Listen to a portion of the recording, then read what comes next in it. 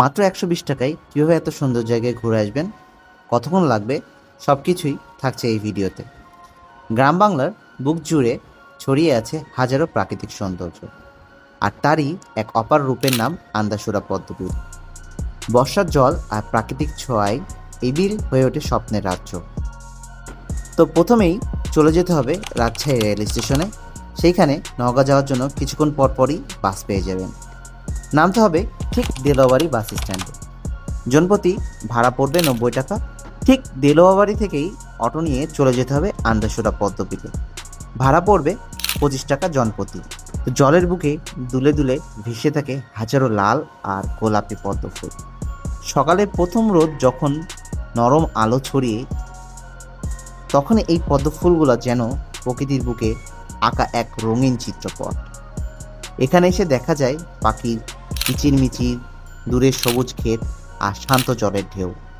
সব মিলিয়ে যেন মন ভরে যায় প্রশান্তিতে। প্রতিদিন অনেক মানুষ এখানে আসে শুধু এই সৌন্দর্যের সাক্ষী হতে। যদি আর একবার আসে, তারা মুগ্ধ না হয়ে পারেন না। বিলের ঠিক পাশেই পেয়ে যাবেন দুপুরে খাওয়ার জন্য কিছু রেস্টুরেন্ট। আর এই যে হাবিবুর মামা এখানে আছে, আপনারা দেখতে পাচ্ছেন। দেখি কি কি আছে মামা।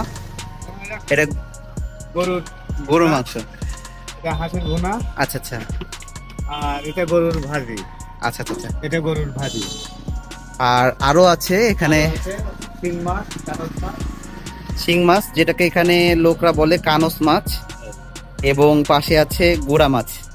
সাথে আপনারা এখানে পেয়ে যাবেন সাদা ভাত, সাথে আনলিমিটেড ডাল, এবং আসলেই এই মামা দেখা পাবেন, এবং তার হাতের রান্নাটা অস্থির। আপনারা চাইলেই হাঁস এবং গরুটা দুইটাই ট্রাই করতে পারেন।